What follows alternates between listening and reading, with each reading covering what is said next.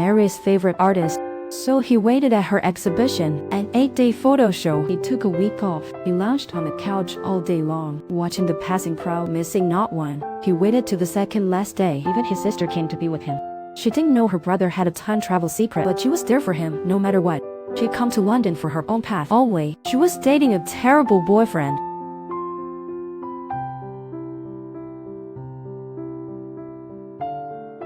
At last, he found her. Mary, wearing a simple pair of lace glasses, gently smiling as she admired, but left him wide-eyed and speechless. Tim quickly approached her to chat, but it's rare to ignite love's spark again. Such a fortunate encounter. His passion for her, unreserved affection for her. It feels rather awkward, an unspoken understanding sensed by him. A sense of safety they built together, but for her at this moment, it's quite risky, so she keeps trying to shake him off. Tim has to return as a stranger, asking to see the exhibit with Mary and friends. Good thing friends are here. Mary feels a bit relieved and agrees. However, after a while, Tim suddenly learns shocking news. Mary has a new boyfriend. Speak of the devil. This boyfriend is someone she met a week ago at a party at her good friend Joanna's place. So where was that terrible party you mentioned? At my shabby apartment. Where exactly was that? That's the point. What's this? Are you a detective? No, I apologize. I just have a more visual imagination. I like to imagine with vivid details. When Joanna finally mentions the address, Tim quickly leaves. He has a life-changing matter to attend to. Time slot. This time, it goes back a week. He arrived at Joanna's rundown apartment, though it didn't look run down at all. At the party, sure enough, he spotted Mary. She felt out of place in the party's vibe. She seemed a bit lonely. Tim approached her right away. He recalled everything Mary mentioned liking before. He did it. Rekindle her interest in him again. Leave the party with him to have dinner. On the way out, they ran into her boyfriend from the previous time. Good evening. Oh my, what a clueless guy. Right. That's how wondrous human connections can be. At the right time, one can fall for someone. At the wrong time, can feel totally indifferent. At this meal, Tim and Mary talked about other topics. Work. She sent editor at a publisher. You make money reading? Yes, that's right, reading. Why, great thing. It's like someone asking how you make a living. I earn by breathing. I'm a breath person, and as long as I breathe, I get paid. Alright, smart Alec. What do you do? I'm a lawyer. I suppose so. That's quite sexy. Is it? Wearing a suit, standing in court, saving lives. That's pretty sexy. It's okay, but it's definitely not as sexy as reading. Sitting in an office. Okay, stop. Wait a second, sir. I need to tell you, our publishing company receives a lot of books. That's a huge responsibility. Sure thing. So when you read normally, do you struggle to read because of work? Just like sex workers. I always worry that once they leave their work, they won't be able to enjoy sex anymore. Are you always worried about that? Okay. Because if someone is always worried about that, do you ever think, when you look at the menu, do you think, no, I won't look unless I'm paid? How many sex workers do you need to talk to find the answer you're looking for? In what seems like a sparring dialogue. They finally regained that sweet chemistry. After dinner, Mary suggested asking Tim to walk her to where she parked. What about you? Oh my. Yeah. Where are they? Behind you. They talked for a long time and walked for quite a while, very slowly. Tim was getting colder. He finally asked, aren't you going to park? Why? Why is it parked so far? My car's just outside. I came here in someone else's car. She just wanted to be with him a bit longer. Sure. Very good, truly perfect. She's dressed much more lightly than he is, and she's in high heels. No surprise there how much she likes him. My home is here, in this car.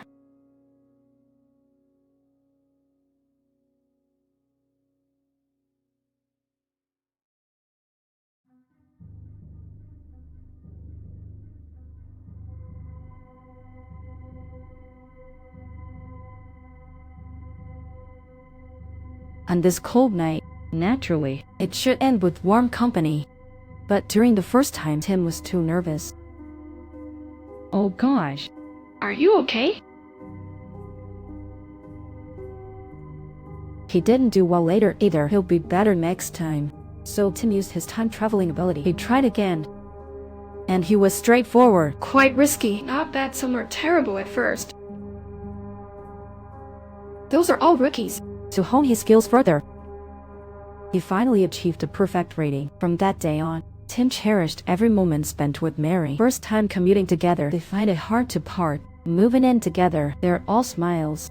Off to see a show, heading home, celebrating together, back to work again. Each time they part, they kiss goodbye, making romance routine, loving like breathing. True love is tough. In the flow of life, love's spark requires effort to ignite and sustain it. Tim and Mary have been together long. They seem to be still deeply in love. But one day, Mary rushed back to inform him her folks are here. They'll be here soon. For some reason, she hadn't told him earlier. Seeing his girlfriend so anxious, Tim couldn't help but feel nervous too. He's not even dressed. And Mary rarely told her parents about him. They say they're rather traditional. It's making him more nervous. The doorbell rang downstairs. Can you stall them for a bit? Just a moment. Come upstairs. What? Sorry, they don't like to wait. Alright. Can I say I live here? Absolutely not. You can see how emotionally stable Tim is from this moment. He even made a joke. Mary's parents arrived. From her attitude towards them, you can sense her family has a strict vibe. Should we come again next time? When you don't have guests, Oh, that might be a bit hard. Because Tim already lives here. Whatever question parents asked him, Mary always answers for him. Will you answer on your own? He usually answers himself. But not today, because I can't stop talking. I'm too nervous.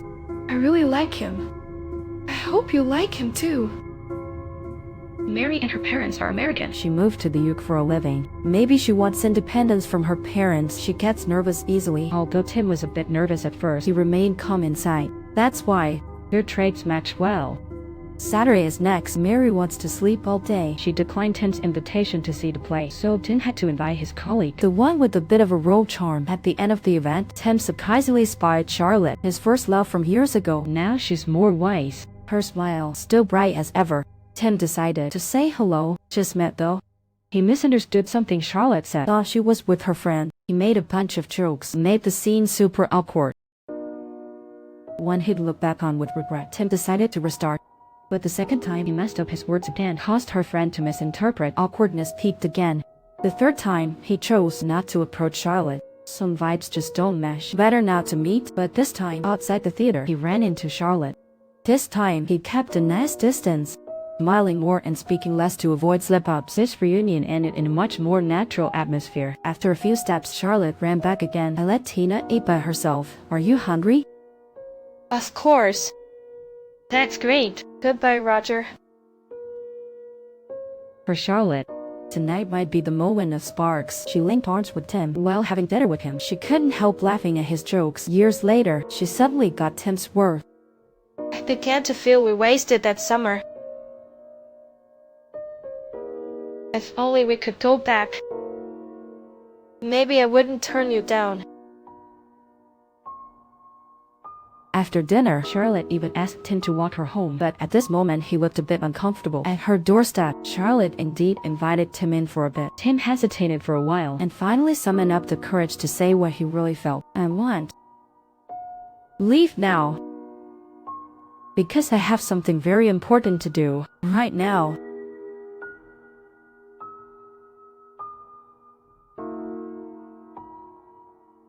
He dashed home. Thanks to Charlotte's overtures, his feelings have long been settled in his heart. Back with Mary, she's still fast asleep. He ruthlessly wakes her up. Mary, will you marry me? Don't be selfish. I'm trying to sleep. That's mean. Yeah. That went smoothly. It's time to travel again. This time is much gentler. He gently wakes her up. There's music playing too. Wait a minute.